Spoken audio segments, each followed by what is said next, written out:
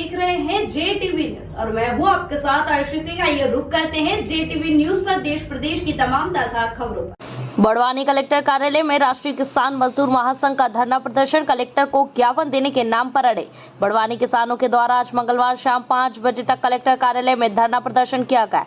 किसान मजदूर महासंघ के राष्ट्रीय अध्यक्ष शिव कुमार कक्का जी भी किसानों के साथ पहुंचे, जहां कलेक्टर कार्यालय फसलों के भाव के उचित समर्थन मूल्य की मांग को लेकर सौंपेंगे ज्ञापन। C20+50 के फॉर्मूले के आधार पर फसलों के भाव तय करने की है। वहीं पर मुख्य मांग कलेक्टर के ज्ञापन लेने नहीं आने पर किसान जमकर कर रहे नारेबाजी। कलेक्टर को ही ज्ञापन सौंपने की बात पर अड़े रहे राष्ट्रीय किसान मजदूर महासंघ। फिलहाल बड़वानी कलेक्टर कार्यालय में जारी है धरना प्रदर्शन। कलेक्टर महोदय बड़वानी जिले के अपनी गेट को बंद करके पुलिस को आगे करा है। हम निवेदन करते हैं इस गेट को खोला जाए। हम जहां पर हमारी सीमा होगी वहीं पर किसान खड़ा हो जाएगा, अपना ज्ञापन का वाचन करके हम वापस चले जाएंगे। लेकिन इस देश में अन्नदाता का दुर्भाग्य है कि यहाँ के जो नौकरशाही है वो गेट बंद कर करके पुलिस वालों को आगे कर देते हैं। ये बड़े डूब मरने का काम है इस देश में, इस मध्य प्रदेश में, हिंदुस्तान में। हम आगे जाएंगे, हमारी बात कलेक्टर महोदय को सुनाएंगे, इसके बगैर घर वापस नहीं जाएंगे। सभी भाई राजी है ना?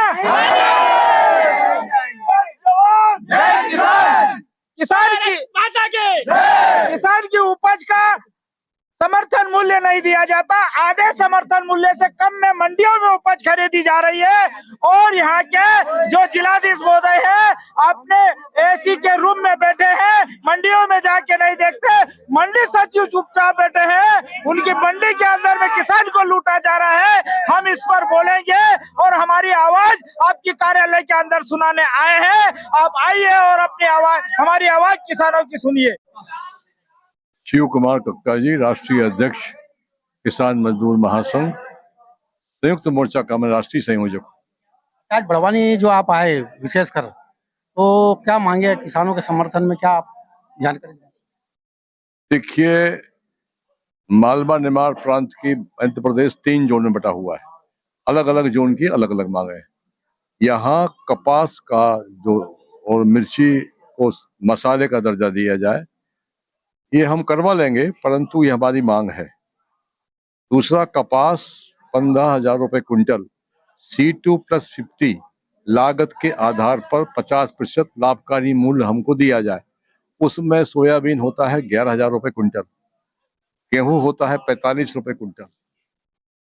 उसी प्रकार से हर फसल का ये रेट होता है। तो हमको जो समर्थन मूल्य दिया जा रहा है वो C250 के हिसाब से दिया जाए, तो तय किया जाए। ये हमारी सबसे पुरानी मांग है।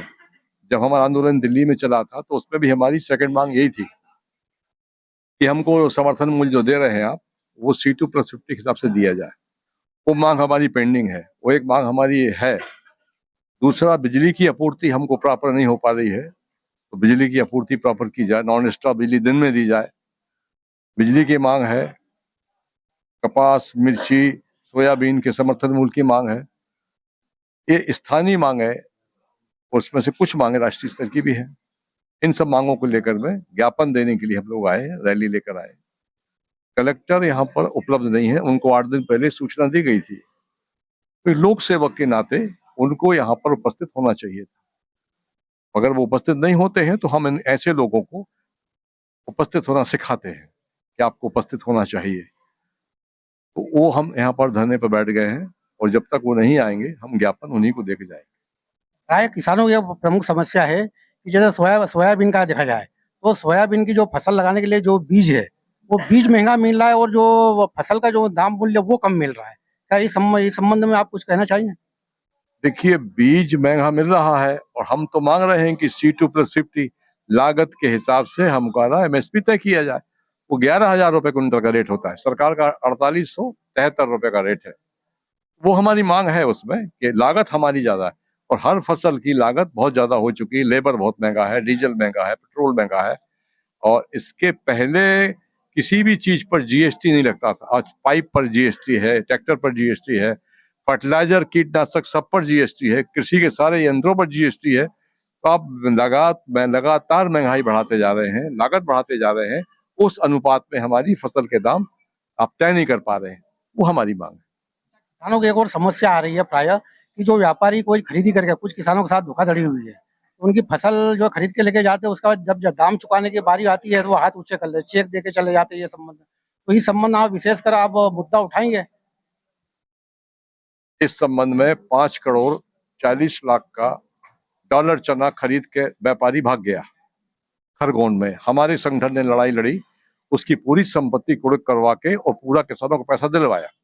और किसानों से हम अपील करते हैं कि जो भी माल आप बेचें मंडी में बेचें, प्राइवेट व्यापारी को ना बेचें। सरकार ने क्या किया है, जो 3 कृषि कानून थे उसमें यह था कि आप कहीं भी माल बेचें, तो उसको बैकडोर से लागू कर दिया है कि आप अपने घर से बेचें, खलिहान से बेचें। किसान उतना समझदार नहीं होता है, भोला भाला होता है, और व्यापारी को जब घाटा होता है तो वो व्यापारी भाग जाता है। तो इसलिए किसानों को भी हम समझाते हैं कि आप मंडी में माल बेचेंगे तो कलेक्टर प्रशासन, मंडी प्रशासन, उसकी जवाबदारी होती है। इसलिए आप घर से कोई भी सामान, अपना कृषि उत्पादन ना बेचें। क्या किसानों की एक और प्रमुख समस्या, जैसे पानी जो वर्षा होती है अनियमित होती है, तो इसके लिए प्रत्येक किसान के खेत में जो नहर पहुंचे और वैसे वो सुव्यवस्थित तरीके से, पानी के संबंध में आपके कोई विचार हैं? पानी के संबंध में हमारा पूरा विचार है, टेल तक पानी पहुंचाया जाए और नहरों का जो पानी है उसको पाइप सिस्टम से खेतों में पहुंचाया जाए।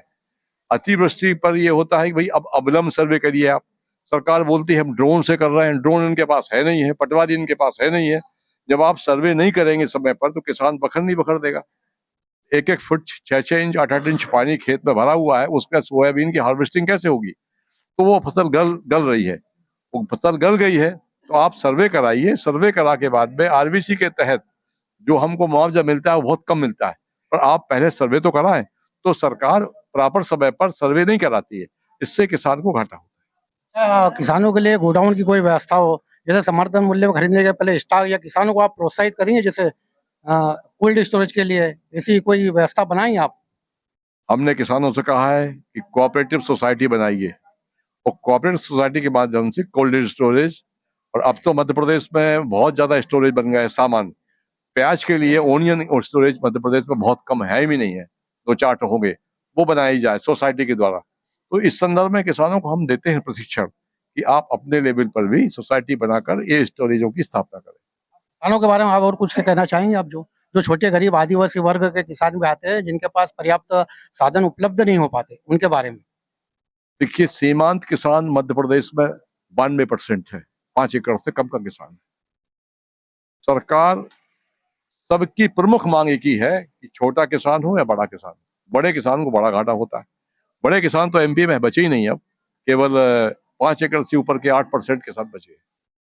तो उनके लिए सब्सिडी जो सरकार देती है, उस सब्सिडी में बहुत ज्यादा घपले होते हैं, भ्रष्टाचार होता है, किसान तक सब्सिडी पहुंच नहीं पाती है।